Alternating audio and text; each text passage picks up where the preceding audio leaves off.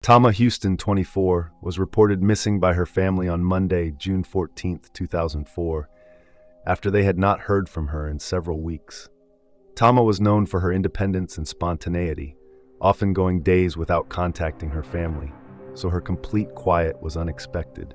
Concerned, the family contacted the Spartanburg Police Department in South Carolina, requesting a welfare check. When officers inspected Tama's home, they discovered various details that contradicted the family's account of her personality and habits. These inconsistencies raised suspicions, prompting investigators to launch an immediate search for the young woman. Had Tama chosen to leave her life behind to chase her dreams, or was something far more sinister responsible for her disappearance? Welcome back to Crime Detectives, where we delve into both solved and unsolved cases from around the world. Today, we explore one of the most twisted stories, the case of Tama Houston. The setting is Spartanburg, South Carolina, the seat of Spartanburg County. In the late 19th century, the city was a major center for the textile industry, earning the nickname Hub City due to its railroad lines that formed a hub-like shape. With a population of 38,000, Spartanburg offers suburban living with southern charm, though it is not without its challenges, including a relatively high crime rate. Despite this, many still find it a good place to raise a family by following basic safety precautions. Tama Antoinette Houston was born in Spartanburg on December 11, 1979, to parents Anthony Houston and Gabriella Cini. She had an older stepbrother named Sean, a younger brother named Anthony Jr., and a sister named Antonia. Known for her friendly, warm personality, Tama was always smiling and easily made friends. After high school, she began working as a waitress and moved into her own home on Harvard Drive. A lover of animals, Tama adopted a pit bull named Macy after moving into her new place. She was also active in her church, especially in the choir, where her passion for singing was evident. Tama dreamed of a music career, and in 2003, she auditioned for American Idol in Atlanta, though she didn't make it past the first round. Realizing that pursuing her dream of performing would be a long and difficult journey, she decided to return to nursing school, finding a new passion in healthcare. By May 2004, the school year was ending, and Tama was looking forward to a break from her studies. Known for her spontaneity, she often made sudden plans to visit family or friends, and with no job or classes tying her down, her absence initially didn't raise alarm. But as time passed, her family became increasingly concerned. Her aunt, Rebecca Howard, became particularly worried when she discovered that Tama hadn't returned her mother's calls for 2 weeks, a much longer period of silence than usual. Fearing the worst, Rebecca contacted the Spartanburg Police Department. "I told the police that something was definitely wrong," Rebecca recalled. "I couldn't locate my niece, and she wasn't returning anyone's calls." With this, the search for Tama Houston began. Officers from the department agreed to conduct a welfare check, but informed Rebecca that it was possible Tama had simply taken a trip out of town. When they arrived at Tama's home, they immediately noticed her 1991 black Honda CRX was missing, and all the doors to the house were locked. Walking around the property, they found one window that was left unlocked. After announcing their presence and receiving no response, they feared something might have happened and decided to enter the house through the window. Once inside, officers stumbled upon some odd clues. On the kitchen counter, they found an uncashed paycheck. As they explored the house, they noted there were no signs of a struggle. But as they continued their search, an unpleasant odor began to fill the air. Concerned, they intensified their efforts. The source of the smell led them to a disturbing discovery. Tama's beloved dog, Macy, along with a litter of puppies, was found in one of the rooms. The distressing part was that the animals had been left to fend for themselves. Macy and her puppies were severely malnourished, and the room was in a deplorable condition. When the officers reported their findings to Tama's family, the sense of dread grew. Tama was not someone who would ever neglect Macy.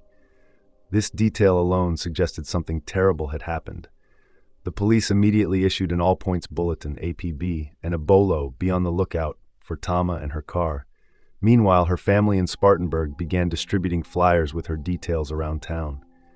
Desperate for answers, They also reached out to local media to bring more attention to her case. As Tama's mother put it, "It's incredibly difficult not knowing where my daughter is and just hoping she's okay and safe." Detectives Steve Lamb and Jay Stadman were assigned to lead the investigation into Tama's disappearance. They wasted no time and quickly subpoenaed her bank and cell phone records in an attempt to trace her movements. What they uncovered only deepened the mystery. Tama hadn't used her cell phone or accessed her bank account since early May 2004. This aligned with her family's claims that no one had heard from her in over a month. The case was beginning to look like a potential runaway situation, but then the family provided a crucial lead. During interviews with family members, detectives learned about Taryn Moss, Tama's ex-boyfriend. Multiple relatives mentioned that Tama and Taryn had recently gone through a tumultuous breakup. With this new information, detectives ran a background check on Taryn and uncovered that he had a criminal history. There had even been an incident at Tama's house where she had accused him of hitting her, setting off alarm bells for the investigators. Things took an even more interesting turn when detectives found that Taryn was scheduled to appear in court for a domestic violence charge just a week after Tama was reported missing. Ironically, the charge had been filed by Tama herself, who had conveniently disappeared before the court date. This gave detectives a potential motive. Either Tama had fled to avoid testifying against Taryn, or something far more sinister had occurred. Could Taryn have abducted her to prevent her from appearing in court? Detectives couldn't rule out either scenario. On June 23, 2004, they called Taryn in for questioning, and he voluntarily came to the Spartanburg police station. During the interview, Taryn claimed he was there to help in any way possible to find Tama. Detectives were more focused on learning about Taryn's relationship with Tama. Taryn explained that they had met in 2000 and had been living together until March 2004. When detectives confronted him with details of their rocky relationship, he admitted to hitting Tama during an argument over his suspected infidelity. Following the incident, Tama asked him to leave and filed a domestic abuse charge against him. "I actually punched her," Taryn confessed, "and I fell to my knees, praying. It just felt like there were too many demons around us, making us physical with each other. That's when I realized we needed to separate." Despite his admission, Taryn denied any involvement in Tama's disappearance when detectives suggested their theories. He expressed regret over their argument and claimed he was truly worried about her after hearing she was missing. Though he became a person of interest following the interview, there was no physical evidence to tie him to her disappearance, so he was released. Meanwhile, investigators intensified their search for Tama. They reviewed hospital records, checked local mortuaries for any unidentified bodies, and combed through accident reports and 911 calls made between May and June 2004. It was during this process that they uncovered a disturbing lead. Someone had called in a report of a woman's murder, claiming her body had been dumped in Cleveland Park Lake, not far from Tama's home. The call was made in June, around the time Tama was reported missing. Acting on this tip, investigators immediately organized a search of the lake. Divers scoured the waters while ground teams, aided by cadaver dogs, searched the surrounding area. However, after hours of searching, they found no trace of a body. To detectives, it seemed like a false lead, possibly a deliberate attempt to mislead them. When they tried to trace the call, they discovered it had come from a prepaid burner phone near Cleveland Park Lake, further complicating their investigation. While the lack of a body gave detectives a glimmer of hope that Tama might still be alive, it also meant their search was far from over. Throughout this, Tama's family continued to raise public awareness about her disappearance, offering a $50,000 reward for any information that could lead to her whereabouts. While detectives received countless tips, many turned out to be false, leading to dead ends. The few promising leads often proved to be cases of mistaken identity. Still, the family refused to give up hope, and their determination eventually led to a breakthrough. In July 2004, a month after Tama had gone missing, a woman called the Spartanburg Police Department to report an abandoned car in the parking lot of the Barksdale Apartments. She had seen one of the missing person flyers and recognized the car. The description matched the one plastered on posters around the city. The car wasn't just any vehicle. It looked exactly like Tama's 1991 black Honda CRX. Investigators, along with a forensic team, rushed to the apartment complex, located just 4 miles from Tama's house. Upon arriving, they quickly confirmed that the car, with its matching license plates, belonged to Tama. Investigators still had to determine whether Tama had abandoned her car herself or if someone else had parked it at the Barksdale apartment complex. The forensic team carefully searched the vehicle for clues. Although there were no signs of a struggle, such as blood or scuff marks, they did uncover a crucial piece of evidence. After dusting every surface for fingerprints, they found a partial print on the steering wheel. Additionally, a set of keys was discovered underneath the front passenger seat. After weeks of searching, investigators finally had a lead that could potentially provide more answers. Detectives began questioning residents of Barksdale Apartments to find out if anyone had seen who parked the car. One resident claimed to have seen a single African-American man park the car and walk away, while another reported seeing 2 African-American men abandoning it. These conflicting accounts forced investigators to rely on the physical evidence they had, the partial fingerprint and the mysterious set of keys. The partial fingerprint was uploaded to the Integrated Automated Fingerprint Identification System, IFIS, but it yielded no match. This allowed detectives to rule out Tama's ex-boyfriend Taryn as a suspect. Their attention then turned to the set of keys. Detective Jay Stedman began trying the keys on various locks, starting with Tama's car, but none fit. He then tried using them on the doors of her house, but that also led nowhere. It became clear that if the keys didn't belong to Tama, they must belong to someone connected to her disappearance. A closer look at the keys revealed a stamped code, AA14. These keys were taken to local locksmiths in hopes of identifying them. Smith recognized the code and informed detectives that the keys were for the Fremont School apartment complex, a former elementary school that had been converted into public housing. With this new lead, investigators visited the Fremont School apartments, which housed 46 units. They systematically tried the keys on each door. Just as they thought they had hit another dead end, one of the keys unlocked a basement apartment that had been abandoned due to flooding. Despite the condition of the apartment, detectives gathered whatever evidence they could and sent it to the crime lab for testing. They also spoke with the complex's maintenance man, who explained that the basement apartment had been vacant for a long time. He revealed that the apartment management frequently switched doorknobs between units after evictions to prevent former tenants from using their old keys to re-enter. However, due to poor record keeping, the maintenance man was unable to tell detectives which apartment the doorknob had originally come from. He did, however, provide a list of former tenants. When investigators shared the tenant list with Tama's family, none of the names were familiar to them. However, one of Tama's close friends recognized a name, Chris, that Tama had mentioned before her disappearance. Tama's friend revealed that after breaking up with Taryn, she had started seeing a man named Chris, although she was unsure of his last name. Investigators quickly noticed that one of the former tenants was named Christopher Hempton. A background check on Christopher Hempton revealed some startling information. At 23 years old, Christopher had a criminal record, including a conviction for bank robbery in May 2000, for which he had served 4 years in prison. At the time of the investigation, Christopher was already in jail, serving a 30-day sentence for a traffic violation. He had been sent to jail without a hearing after violating the terms of his parole.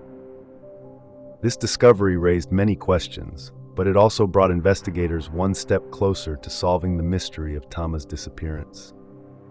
At the time of Tamika's disappearance, Christopher Hampton wasn't in jail, though he had been evicted from his apartment at the Fremont School complex about a month after she was reported missing. Once investigators located him, they brought Christopher in for questioning in late June 2004. He admitted to dating Tamika, but denied any involvement in her disappearance. When asked where he thought she might be, he mentioned that Tamika had talked about going to Bike Week. She said she wanted to go to Bike Week. Christopher told investigators. When asked who she was going with, he responded, "She didn't say. She just said she was going." When detectives asked if he had seen her afterward, he said no. The last time he saw her was before she mentioned the trip. Investigators were hopeful that Christopher's fingerprint would match the partial print found in Tamara's car. But when the comparison was made, the results were disappointing. The prints did not match. Without physical evidence tying him to her disappearance, detectives had no choice but to release him back to jail to finish serving his sentence. He was released in mid-July 2004, still under suspicion, but no closer to solving the case. Then, almost 3 months after Tamara went missing, a new lead surfaced. Just days after Christopher's questioning, detectives received a call from a woman claiming to be his ex-wife. She told investigators she knew Christopher had been dating Tamara when she vanished and had been following the case in the news. The ex-wife also revealed that she had something that might be useful: Christopher's wallet. She explained that Christopher had mailed her his wallet for safekeeping while he was incarcerated, and inside, she had found a red stain on a photograph of herself and their 2 children. She agreed to hand the wallet over to the police if they would come to retrieve it. Detectives immediately acted on the tip and visited her.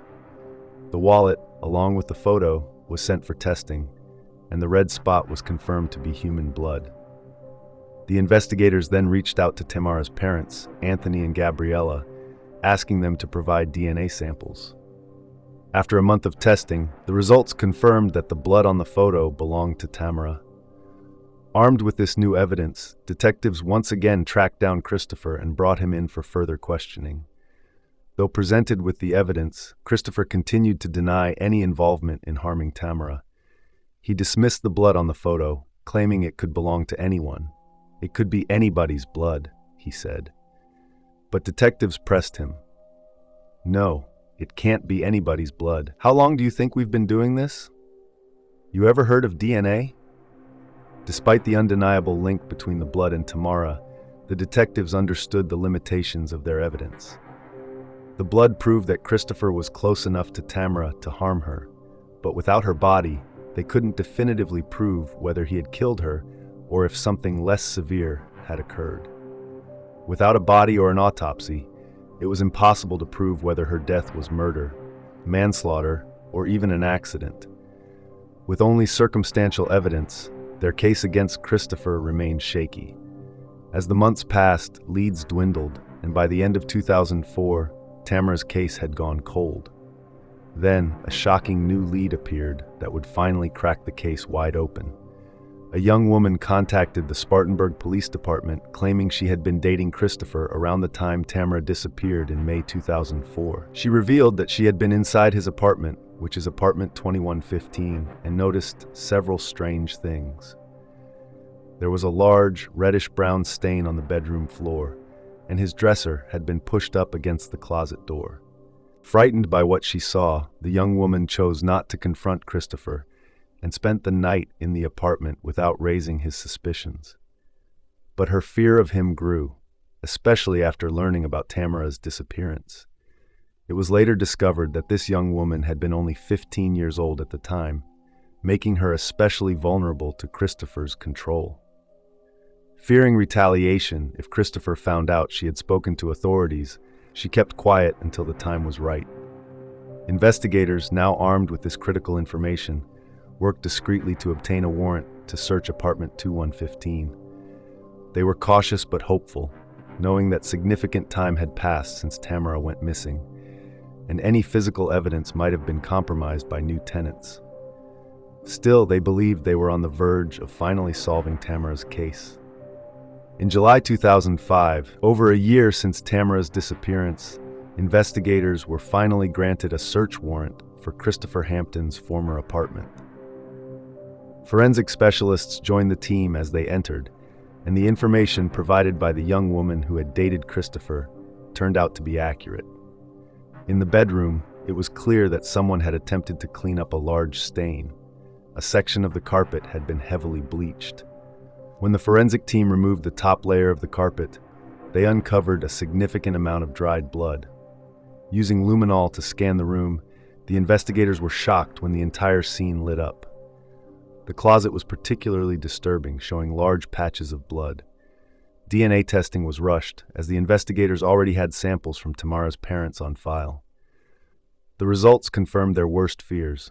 The blood belonged to Tamara. It was a heartbreaking discovery. Investigators surmised that Tamara had been locked in the closet and had bled to death, while Christopher had an underage girl in the apartment that same night. The amount of blood left behind left little doubt that Tamara had died. Her father, devastated by the news, recalled, "It just drained all the life out of me, knowing my daughter was in that apartment, and there was enough blood that she could have died there." Now, investigators focused on finding her body to give her family some peace.